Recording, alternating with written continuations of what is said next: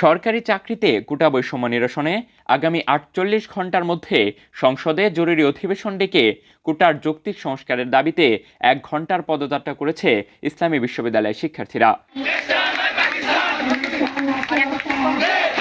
রোববার সকাল 10:30 থেকে কুষ্টিয়া শহরের বিভিন্ন গুরুত্বপূর্ণ সড়কে এই পদযাত্রা কর্মসূচি পালন করেন তারা। এতে কুষ্টিয়া জেলার বিভিন্ন শিক্ষা প্রতিষ্ঠানের ৩ শতাধিক শিক্ষার্থী অংশ নেয়।